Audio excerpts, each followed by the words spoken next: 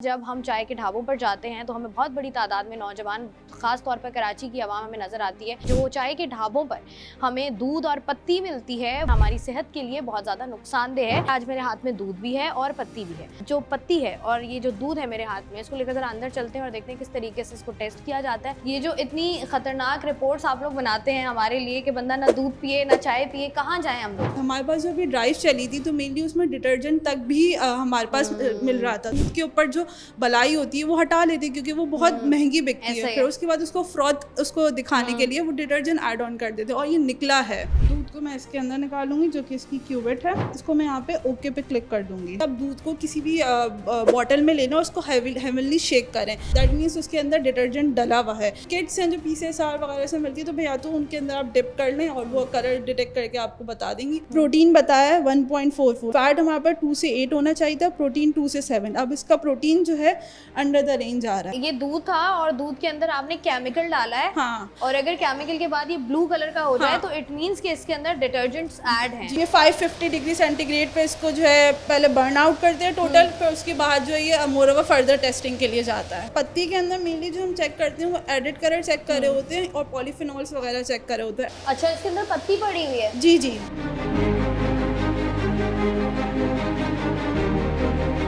अस्सलाम वालेकुम जी, मुझे कहते हैं शाइस्ता रज़ा। और कराची शहर की अगर बात की जाए तो पूरे सिंध की बेसिकली अगर बात की जाए तो एक न्यूज़ जो है वो सर्कुलेट कर रही है कि जो चाय के ढाबों पर हमें दूध और पत्ती मिलती है वो मिलावटशुदा पत्ती है और मिलावटशुदा दूध है जो कि हम इस्तेमाल करते हैं, जो कि हमारी सेहत के लिए बहुत ज़्यादा नुकसानदेह है।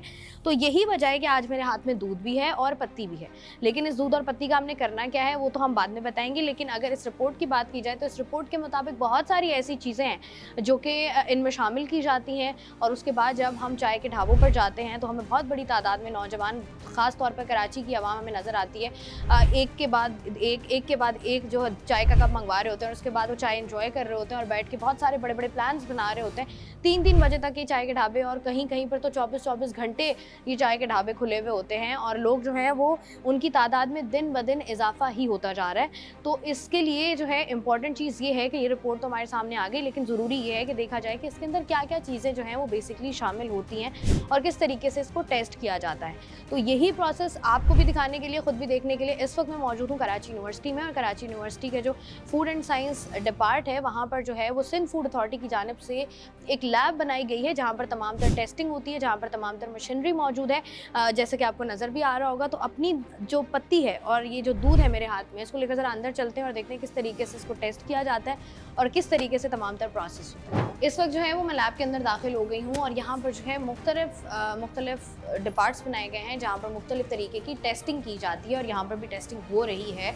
दूध को किस तरीके से टेस्ट किया जाता है, पत्ती को किस तरीके से टेस्ट किया जाता है, ये हम करते हैं उनके हवाले जिनका ये काम। अस्सलाम वालेकुम। वालेकुम अस्सलाम। कैसी हैं आप? मैं ठीक हूँ। आपकी? ये जो इतनी ख़तरनाक रिपोर्ट्स आप लोग बनाते हैं हमारे लिए कि बंदा ना दूध पिए ना चाय पिए, कहाँ जाएँ हम लोग? अब ये इस तरह का आप लोगों को करना चाहिए कि या तो किसी बॉक्स पैक वाले उस पर स्विच कर जाना चाहिए या फिर जैसे जिम्स वगैरह, या इसमें मेन हमारी जो यूथ है उसमें टाइम स्पेंड करे बजाय इसके होटल्स पे बैठ के 1 शॉट 2 शॉट 3 शॉट। मतलब अलग ही गेम स्टार्ट की हुई है कि एक चाय दूसरी चाय तीसरी भी ले आओ, छोटे कट ले आओ, ये वाले मसले ये नुकसानदेह हैं। अच्छा, सबसे इम्पोर्टेंट बात, मैं आपका नाम सॉरी पूछना भूल गई। मेरा नाम हानिया। हानिया। अच्छा हानिया, मुझे बताइएगा, दूध तो मैं ले आई हूँ, अब मुझे बताइए दूध आप लोग किस तरीके से टेस्ट करते हैं, ज़रा ये प्रोसेस हमें करके दिखा दो।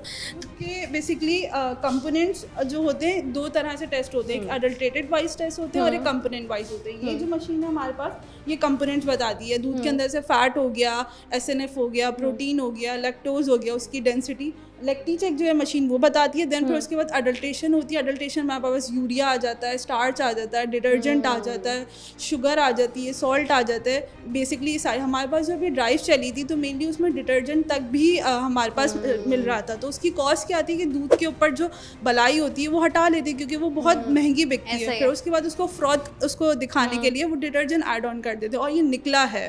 खैर, ये वाली जो मशीन है जो जिस तरह से इसकी टेस्टिंग होती है, पहले हम इस पर निकाल लेते हैं।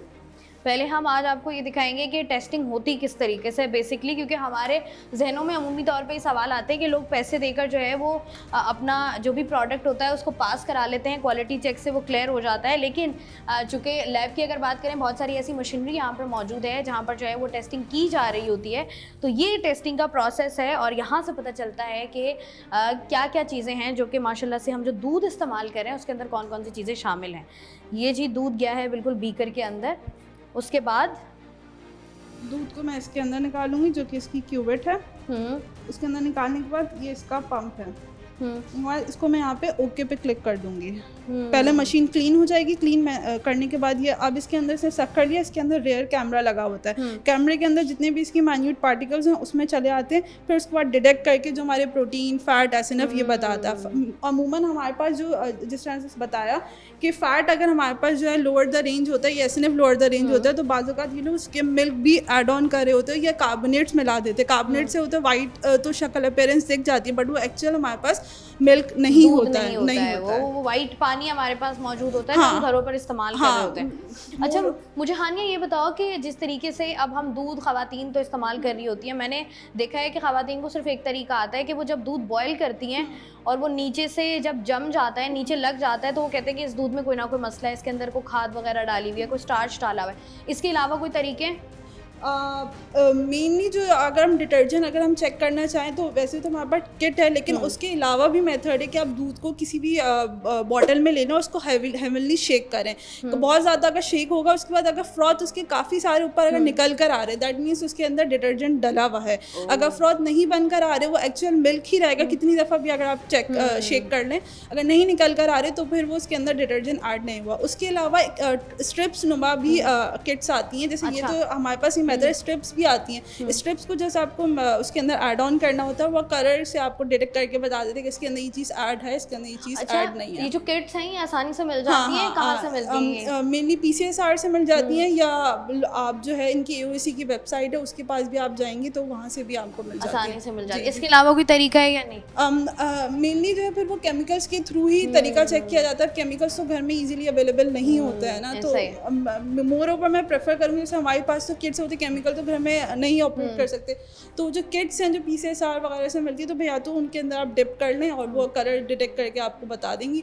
अडल्ट्रेटेड किट्स के नाम से वो मिलती हैं। अच्छा, इसने रिजल्ट जो है डिटेक्ट कर लिया। अब इसने फैट बताया 3.27, ठीक है। उसके बाद इसने लैक्टोज बताया 2.18, प्रोटीन बताया 1.44। मेनली जो हमारे पास जो रेंज लिखी हुई थी, जो मशीन बताती थी, फैट हमारे पास 2 से 8 होना चाहिए था, प्रोटीन 2 से 7। अब इसका प्रोटीन जो है अंडर द रेंज आ रहा है। तो या तो अब इसके अंदर कोई अडल्ट्रेशन की होगी, या तो कोई पानी वगैरह मिलाया हुआ होगा, या फिर इसमें कोई कार्बोनेट्स ऐसे मिलाए हुए होंगे कि इसकी जो रेंज जो है ना वो एक्चुअल वो वाली रेंज नहीं आ रही है। ये जो खुला दूध है ये उस तरीके से बेनिफिशियल नहीं होता जिस तरीके से होना चाहिए, जिस तरीके से हम अभी देख रहे थे।